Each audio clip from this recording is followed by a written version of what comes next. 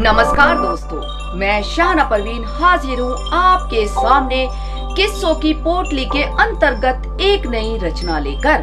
सुनते हैं आज की रचना।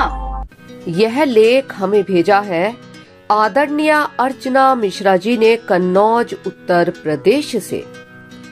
परिचय की बात करें तो पति श्री आशीष मिश्रा जी, शिक्षा परा स्नातक भूगोल से व बैचलर ऑफ लाइब्रेरी कंप्यूटर में डिप्लोमा कानपुर विश्वविद्यालय से। अर्चना जी को कई वर्षों का टीचिंग अनुभव भी है। यह एक कवित्री हैं और ऑनलाइन ऑफलाइन कवि सम्मेलन में सक्रिय रहती हैं। किताबों व पत्र पत्रिकाओं में इनकी अनेक रचनाएं प्रकाशित हुई हैं। आजकल लेखिका विस्मृत इतिहास पर एक किताब भी लिख रही हैं। यह लेख श्री लाल बहादुर शास्त्री जी पर आधारित है।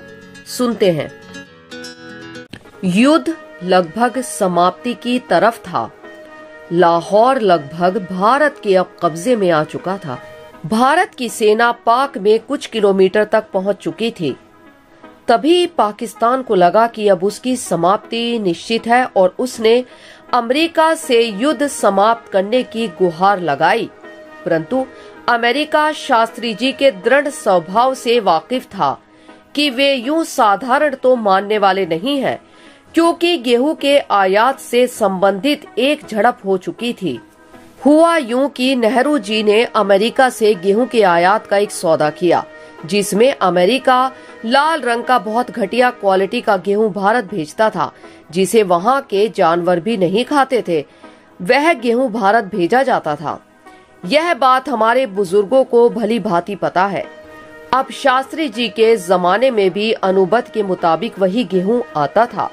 पाकिस्तान के संबंध में अमेरिका ने 2-3 बार भारत को धमकी दी कि हम तुम्हारे यहाँ गेहूं भेजना बंद कर देंगे, तो शास्त्री जी ने 2 टके का ऐसा जवाब दे दिया कि बंद कर दो भेजना। फिर कुछ दिनों बाद अमेरिका ने कहा कि अगर भारत को हमने गेहूं देना बंद कर दिया तो भारत के लोग भूखे मर जाएंगे। शास्त्री जी ने कहा कि हम बिना गेहूं के भूखे मरे या बहुत अधिक खाकर मरे, तुम्हें इससे क्या तकलीफ, हमें भूखे मरना पसंद है, बशर्ते तुम्हारे देश का सड़ा हुआ गेहूं खाकर एक तो हम पैसे भी पूरे दे, ऊपर से सड़ा हुआ गेहूं खाए, नहीं चाहिए तुम्हारा गेहूं।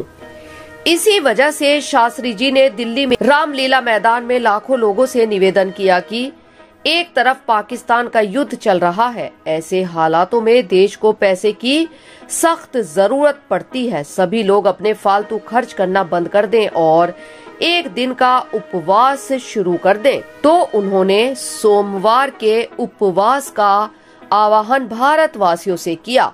शास्त्री जी के आह्वान मात्र पर बिना किसी निंदा या विरोध किए भारतवासियों ने सोमवार का व्रत रखना शुरू कर दिया। फलस्वरूप हमारे देश में गेहूं बढ़ने लगा। शास्त्री जी स्वयं भी व्रत करने लगे। शास्त्री जी ने जो कहा उसका पालन पहले स्वयं किया। पैसे की बचत के लिए घर की नौकरानी को भी हटा दिया। खुद ही घर की साफ सफाई करते, क्योंकि उनकी पत्नी उन दिनों बीमार थी। अपने बच्चों की ट्यूशन भी उन्होंने हटा दी, जबकि अध्यापक ने कहा था कि आपके बच्चे अंग्रेजी में फेल हो जाएंगे। उन्होंने कहा हो जाने दो, तमाम बच्चे अंग्रेजी में फेल होते हैं, यह भी हो जाएगा तो कोई बड़ी बात नहीं है और अपनी मेहनत से पास हो। यहाँ तक कि शास्त्री जी ने तनख्वाह लेना भी बंद कर दिया। अंत में वह युद्ध के बाद समझौता करने ताशगंज गए और फिर जिंदा वापस नहीं लौटे।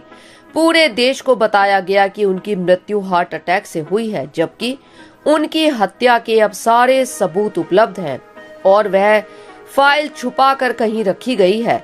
भारतवर्ष में लाल बहादुर शास्त्री जैसे सिर्फ वे ही प्रधानमंत्री हुए जो वाकई में एक आम आदमी बनकर अपना जीवन व्यतीत करते थे। उनके कुछ ध्येय वाक्य: मैं उतना सरल नहीं हूँ जितना दिखता हूँ। हमें शांति के लिए बहादुरी से लड़ना चाहिए, क्योंकि हम युद्ध में लड़े थे। जय जवान जय किसान। लाल बहादुर शास्त्री जी पर एक और रोचक प्रसंग। लाल बहादुर शास्त्री जी को अपने नाम के आगे सरनेम लगाना बिल्कुल पसंद नहीं था। उनका सरनेम वर्मा था और उन्होंने अपना सरनेम हटाने की बात अपने माता पिता और टीचर को बताई तो टीचर ने पूछा कि तुम ऐसा क्यों करना चाहते हो। तब शास्त्री जी बोले कि हर इंसान की पहचान उसके काम और नाम से होनी चाहिए, ना कि सरनेम से। सरनेम व्यक्ति की जाति और धर्म का बोध कराता है और यह मुझे अच्छा नहीं लगता। तब उस छोटे से बालक की बात सुनकर हेडमास्टर ने भी अपना सरनेम अपने नाम के आगे से हमेशा के लिए हटा लिया। बचपन से ही ऐसे मेधावान तेजस्वी को शत शत नमन। धन्यवाद। आशा करते हैं आपको किस्सों की पोटली से यह रचना पसंद आई होगी। दोस्तों, यदि आपका हमारे कार्यक्रम से संबंधित कोई भी सवाल या फिर सुझाव है या आप हमारे इस कार्यक्रम में और भी कुछ देखना और सुनना चाहते हैं तो कृपया हमें कमेंट करके जरूर बताएं। आपके सुझावों का हमें इंतजार रहेगा। धन्यवाद।